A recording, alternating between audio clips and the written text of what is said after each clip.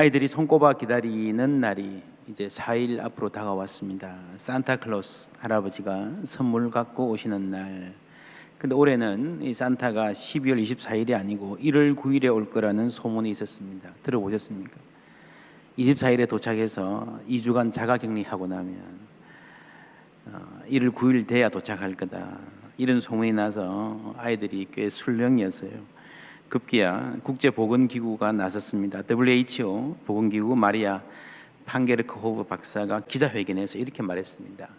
So he will be able to travel in and out of the airspace and be able to deliver presents to children. But I think it is very important that all children of the world understand that physical distancing by Santa Claus and also of the children themselves must be strictly enforced. So it is really important that the children of the world, still listen to their moms and dads and their guardians and make sure that they go to bed early on Christmas Eve. But Santa will be able to travel around the world to deliver presents. I can tell you that Santa Claus is immune to this virus, and he is. We had a brief chat with him, and he is doing very well. Mrs. Claus is doing very well, and they're very busy right now. But he is immune.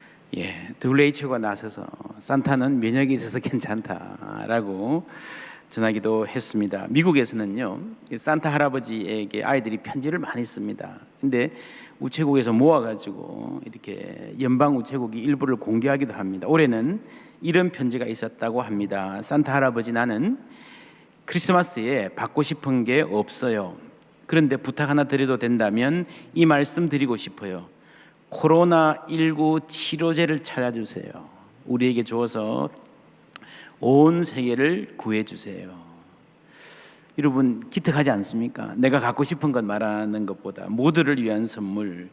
그런데 생각해 보면요, 나를 위해서도 이게 가장 좋은 선물일 것 같습니다. 인형을 받거나 게임기를 받는 것도 좋겠지만 마음 놓고 친구들 만나고 학교에도 가고 엄마 아빠 손잡고 유원지도 갈 수 있는 날이 오는 것, 이 모두에게 좋은 선물이 나에게도 최고의 선물 되는 것 아니겠습니까?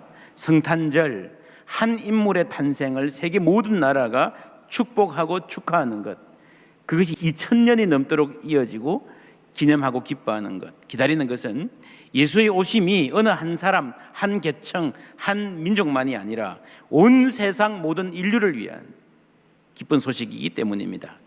잠시만 기뻐했다가 잊혀질 소식이 아니라 영원히 우리의 삶을 바꾸어 놓을 소식이기 때문입니다. 왜 그런가? 그걸 말해주는 것이 복음입니다. 이 복음을 가장 체계적으로, 논리적으로, 그리고 아름답고 강력하게 우리에게 전해주는 성경이 로마서입니다. 그리스도의 복음은 한 개인에게도 최고의 선물이고 온 세상을 위해서도 최고의 선물입니다. 로마서 7장에서는 한 개인의 문제, 오라 나는 곤고한 사람이로다 라고 하는 개인의 언어를 갖고 말을 합니다. 그런데 이 개인이 그냥 고립된 혼자가 아닌 것은 5장에 아담이라는 말이 나왔잖아요. 아담 안에 있는 모든 사람, 아담적인 나, 그리고 율법을 받았지만 이 아담적 자아의 운명을 벗어나지 못하는 이스라엘을 말한다 했습니다. 7장은 아주 개인적인 고민을 토로하는 것 같은데 로마서 8장에 오면요, 온 피조 세계로 시야가 넓어집니다. 19절에 피조물이 고대하는 바는 하나님의 아들들이 나타나는 것이니, 피조물이라고 번역했지만 사실은 피조 세계, 개별 하나 둘 피조물이 아니라 전체 피조 세계가 고대한다는 것입니다. 21절에 그 바라는 것은 피조물도 썩어짐의 종로로 한 데서 해방되어, 피조물도 해방되어야 된다는 거죠. 하나님 자녀들의 영광의 자유에 이르는 것이니라. 그래서 이 8장에서는 전체 피조 세계를 다루고 9장에 가서는 이스라엘 민족의 문제를 갖고 씨름합니다. 정리하면 7장에는 개인, 8장에는 피조 세계 전체, 9장에 가면 민족의 문제가 나옵니다. 여러분, 굉장히 개인적인 고민을 토로하는 것 같은 7장의 언어가 8장으로 오면서 피조 세계 전체의 소망으로 넓어지는 것은요, 아주 놀라운 일입니다. 왜냐하면요, 사람들이 대체로 자기 자신의 문제만 몰두해 있으면 옆에 사람 죽어나가도 모릅니다. 이웃의 문제에 관심 갖기가 힘듭니다. 내 고민이 너무 깊은 사람은요, 내 삶이 이렇게 시리고 아픈데 어떻게 이웃의 문제에 신경 쓸 여력이 있을까? 사회의 문제, 민족과 세계의 문제를 품을 수 있는가입니다. 그러나 바울은 지극히 개인적인 문제를 붙잡고 치열하게 씨름하는 것 같으면서도 민족과 세계의 문제를 늘 마음에 두고 있었습니다. 우리가 로마서 시작할 때 기억하십니까? 이 청년 사울, 예수 믿는 사람들을 핍박하던 사울의 문제는요, 개인의 죄책감이 아니었어요.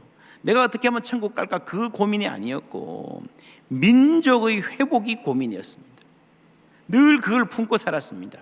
그런데 그 부활하신 그리스도를 만나고 나서 그 민족의 회복이 예수의 부활 안에서 시작되었고, 그래서 이제는 이 민족이 온 세계의 회복에 쓰임 받아야 된다는 그 소명을, 이스라엘의 소명을 발견한 겁니다.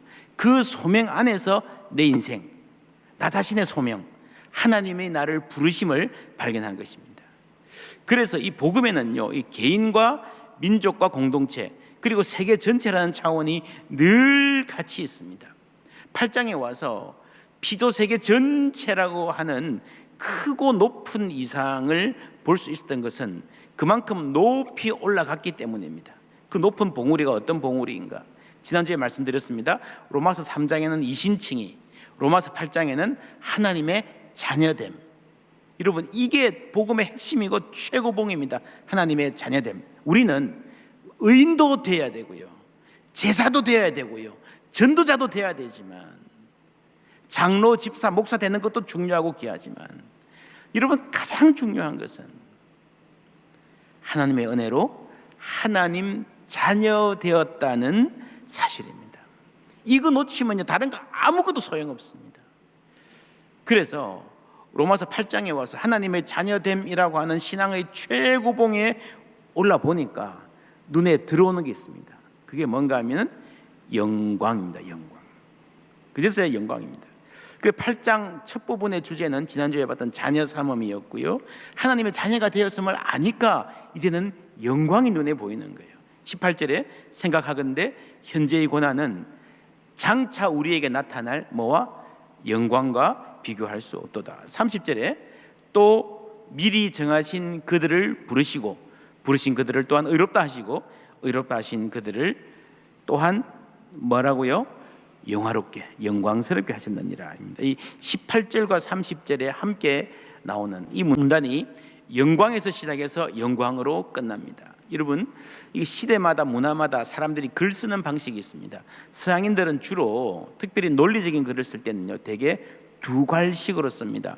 문단의 첫 문장이 주제 문장이죠. 그래서 서양 책은요, 대체로 바쁘면 첫 문장만 읽어도 대충 뜻이 통합니다. 한국 책은 안 그래요. 한국 사람들은 말을 빙빙 돌려서 하잖아요. 뜸을 들이죠, 그렇죠? 그래서 읽기 힘든 면이 있습니다. 바울 시대는, 특별히 바울이 즐겨 쓰던 스타일은요, 구약도 그런데 한 문단의 주제를 처음과 나중에 표시를 합니다.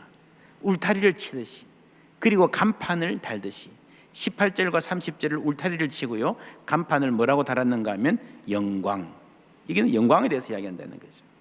로마서에서 영광이라는 말이 처음 나온 것은 아닙니다. 3장에서 이신칭의를 설명하는 핵심 구절 23절에 보면요, 모든 사람이 죄를 범하였으며 하나님의 뭐에? 영광에 이르지 못하더니 했습니다. 그런데 그리스도 예수 안에 있는 속량으로 말미암아 하나님의 은혜로 값없이 의롭다 하심을, 칭의를 얻은 자 되었느니라 했습니다.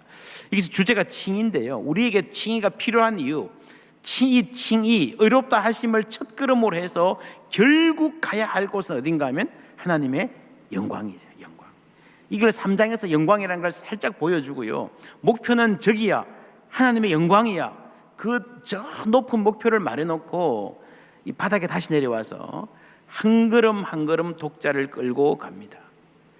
그 칭의에서 출발하는 거죠. 그런데 그게 끝이 아닙니다. 우리는 죄인이지만 벌받지 않는다, 하나님 용서해 주셨다, 결코 정죄함 없다. 중요한데 그게 끝이 아니고요, 목표도 아닙니다. 그래서 거기서 차근차근해서 올라온, 설명해서 올라온 여기 8장의 고지에 서니까 그 눈에 영광이 들어오는 겁니다. 우리 인생 전체가 영광이란 결론을 향해서 가는 겁니다. 또 미리 정하신 그들을 또한 뭐 하시고요? 부르시고, 소명이죠. 부르신 그들을 또한 의롭다 하시고, 의롭다 하신 그들을 또한 뭐롭게? 영화롭게 하셨느니라. 영광을 주시려는 겁니다. 처음부터 하나님이 먼저 우리를 알고 정하신 그 아득한 옛일부터 우리를 부르셨던 그날, 그리고 의롭게 하시고 영화롭게 하시는 순간까지 이 전체를 보는 시야가 이제 확보가 된 것입니다. 여러분, 영화롭게 하시는 것은요, 본질적으로 미래의 일입니다. 미래의 영광입니다. 근데 영화롭게 하셨느니라 라고 과거 시제로 표현한 것은요, 이미 영광의 일부를 주셨기 때문이기도 하지만 미래의 영광이 그만큼 분명하기 때문입니다.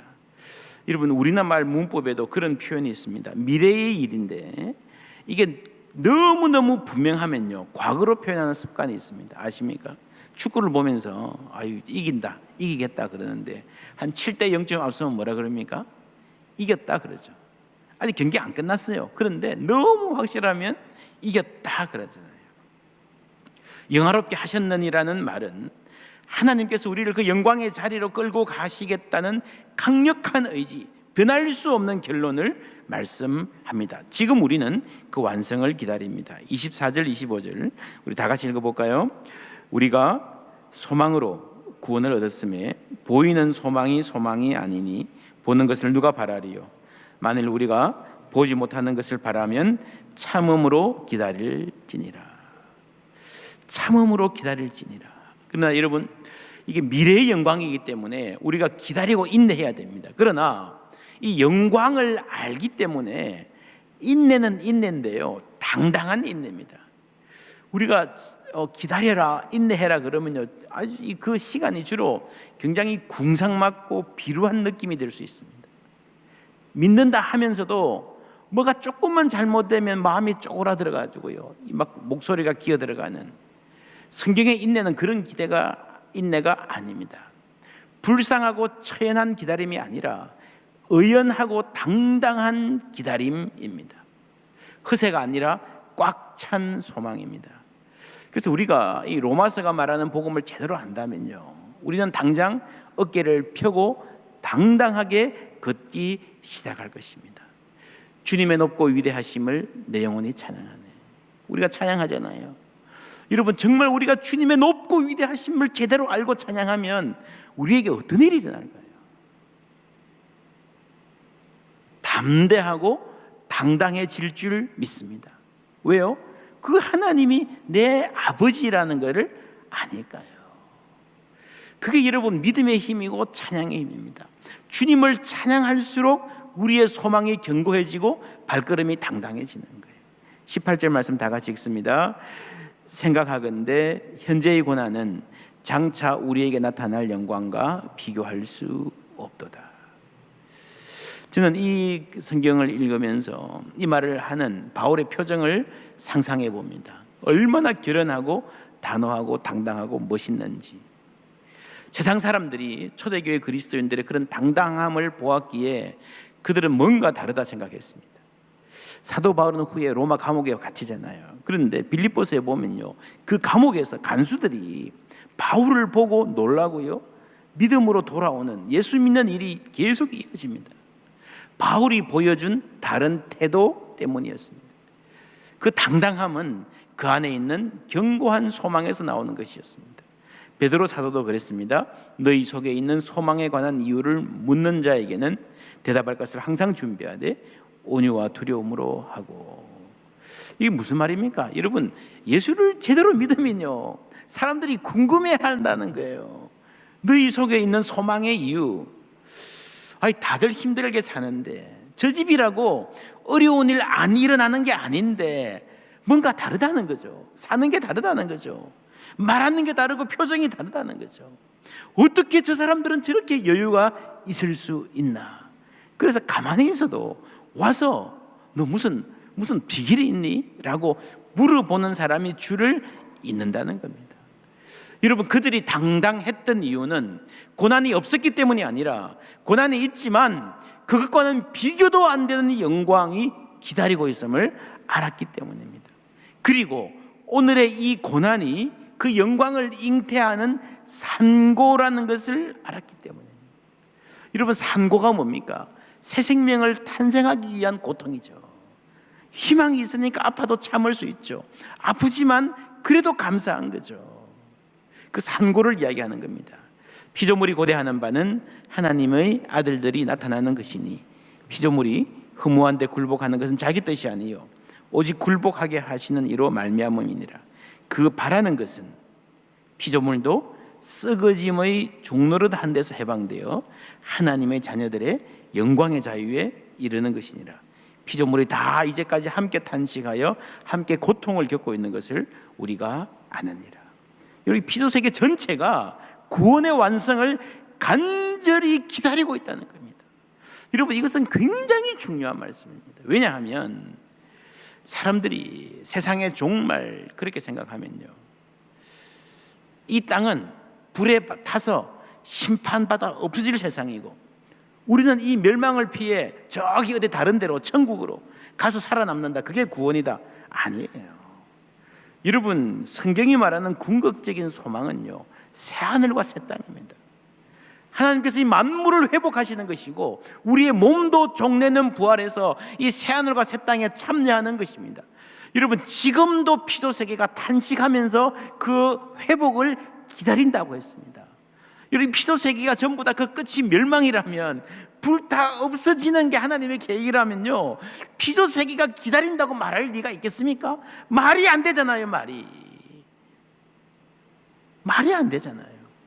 여러분, 피조세계가 탄식하며 고통하는 것은 누구 때문입니까? 이 피조세계가 탄식하며 고통하는 것은 누구 때문입니까? 인간의 죄 때문이죠. 그런데 인간은 쏙 빼가지고 다른 데로 가고 이 피조세계는 다 멸망시킬 것이다. 이게 말이 돼요, 안 돼요? 여러분, 인간의 생각이 얼마나 이기적이고 성경을 읽어도 자기 중심적이고 인간 중심적으로 읽는지 모릅니다. 말이 안 되잖아요. 잘못한 건 인간인데 인간만 빼주고 피조세계를 다 멸망시킨다. 성경적이지 않습니다. 지금 인류가 겪고 있는 코로나, 이번에 뭐 어떻게 극복되겠죠.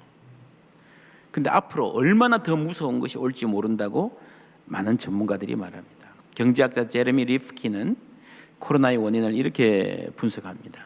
인간이 지구에 남은 마지막 야생의 틀을 침범하고 있어서예요. 1900년만 해도 인간이 사는 땅은 14% 정도였습니다. 지구 전체 땅에 인간이 살아가는 땅이 14%. 근데 100년 조금 지났어요. 지금 77%를 침해했습니다. 인간은 야생을 개발해 단일 경작지로 사용하고 아파트 짓고 숲을 밀어버리고 소를 키워 쇠고기를 생산합니다. 이것도 기후변화를 유발합니다. 야생 생명들의 이주가 시작됐습니다. 인간들의 재난을 피해 이주하듯 동물뿐 아니라 식물, 바이러스까지 기후재난을 피해 탈출하고 있어요. 서식지가 파괴됐기 때문에 인간 곁으로 왔고 바이러스는 동물의 몸에 올라타서 이동했죠. 최근 몇 년 동안에 에볼라, 사스, 메르스, 지카와 같은 팬데믹이 발생한 이유입니다. 세계보건기구, 미국의 질병통제센터, 세계은행 등에서 오랜 연구를 통해 지구의 공공보건이 위기임을 알고 있어요. 여러분, 지금의 전염병은요, 이 파국의 시초일 뿐이다라는 거죠. 생태계뿐 아니라 인간의 사회도 탐욕으로, 극심해지는 불평등으로, 갈등으로 그 병이 점점 더 심각해져 가고 있습니다. 그 인간 사회가 생태계도 파괴하는 거지요. 그래서 온 피조 세계가 탄식하고 있는 것입니다. 우리는 어떻게 살아야 합니까? 그뿐 아니라 또한 우리 이곳 성령의 처음 익은 열매를 받은 우리까지도 속으로 탄식하여 양자될 것, 곧 우리 몸의 속량을 기다리느니라. 이 구절의 번역의 뉘앙스가 잘못 읽으면요, 세상 모두가 탄식하는데 우리는 성령의 열매를 받았으니 그 탄식에서 면제될 수도 있을 것 같은데 이 세상의 악이 워낙 강하니까 우리까지도 탄식한다. 아이 참 짜증나네. 이런 말로 읽힐 수 있는데 그렇지 않습니다. 이런 부분을 풀었으면 어떻게 되는가 하면요, 우리는 성령의 처음 익은 열매를 받았음에도 불구하고 탄식한다, 이렇게 볼 수 있는데 그게 아니고요, 오히려 반대로 우리는 성령의 처음 익은 열매를 받았기 때문에 탄식한다 라고 봐야 됩니다. 여러분, 오히려 세상 사람들은요, 그냥 이 세상에 취해서 별 탄식 없이 문제의식 없이 살아갈 수 있습니다. 우리는 성령을 받았기에, 하나님을 알기에 이 땅을 착취하고 서로 미워하고 배제하고 탐욕 가운데 살아가는 것이 이게 제대로 사는 것이 아님을 알기 때문에 탄식하는 겁니다. 뭔가 우리 속에 있는, 여러분 불편한 데 가면 불편하잖아요. 여러분 담배를 열심히 피던 사람이 담배를 끊고 한 몇 년 지나면요, 나중에는 담배 피는 데 가면 불편하잖아요. 내 안에 예수가 있으면요 불편해요. 성령이 불편해 하시면 세상이 불편한 부분이 있습니다. 그게 탄식이라는 거예요. 회복의 소망이 있기 때문에 더 절절히 탄식하는 겁니다. 그 절절함 가운데서 우리 안에서 함께 탄식하시는, 이거는 아닌데 라고 말씀하시는 성령의 숨결을 만나는 거예요. 그래서 우리가 탄식할 수 있는 것은요, 특권입니다. 하나님의 자녀 되었기 때문에, 이 세상을 치유할 수 있는 사람들이기 때문에 특권인 것입니다. 그것이 하나님의 뜻입니다. 8장 28절 말씀 다 같이 읽겠습니다. 우리가 알거니와 하나님을 사랑하는 자 곧 그의 뜻대로 부르심을 입은 자들에게는 모든 것이 합력하여 선을 이루느니라. 모든 것이 합력하여 선을 이룬다 라고 번역된 이 문장의 주어는요, 원어를 잘 보면 모든 것이 아니라 하나님으로 보는 것이 옳습니다. NIV라는 성경에서 그렇게 번역했는데 한글로 다시 옮기면 모든 일에 있어서 하나님께서는 자신을 사랑하는 이들을 위하여 선을 이루어 가신다는 말입니다. 하나님이 하신다는 거예요. 여러분, 경제학에서 보이지 않는 손 이데올로기처럼 수요와 공급의 작용 이런 걸로 인해 가지고 놔두면 모든 것이 알아서 다 잘 될 것이다, 서로 그냥 자기 이익을 잘 추구하면 그게 합해서 잘 될 것이다 라고 하는 이 자유주의의 논리는요, 성경의 세계관과 분명히 다릅니다. 다 자유롭게 놓아두니까 지금 세계가 어떻게 됐습니까? 하나님은 놓아두면 잘 될 거야 그러지 않으십니다. 하나님은 인간 사이에 개입하시는 분입니다. 여러분, 성탄절이 뭡니까? 하나님이신 예수님이 이 땅에 오신 거예요. 개입하신 겁니다. 왜 개입하세요? 우리끼리 놓아두면 안 되기 때문에 하나님께서 역사 속으로 들어오신 겁니다.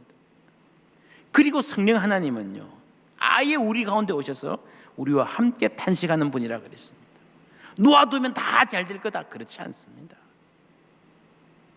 우리를 고아와 같이 버려두지 아니하시고, 놓아두면 알아서 다 자기들 잘 살 거야 그렇게 방임하지 않으시고, 우리에게 다가오시고 간섭하시고 말을 걸어오시고 때로 부담을 주고 도전하시는 하나님이신 줄 믿습니다. 그게 우리 안에서 탄식하시는 성령님. 너 그렇게 살면 안 될 텐데. 우리 교회의 소중한 고백, 아무도 혼자 울지 않는 교회, 그것이 바로 성령 하나님이 하시는 일입니다. 여러분, 나는 혼자가 아닙니다. 세상 그 누구도 내 마음 몰라준다 싶을 때도 기억하십시오. 나는 혼자가 아닙니다. 하나님께서 내 사정을 아시고 나의 아픔에 아파하시고 내 눈물에 나보다 더 쓰라려 하십니다. 그리고 우리의 삶에 희망을 불어 넣으십니다. 모든 것이 합력하여 선을 이루게 만드시는 분은 하나님이십니다.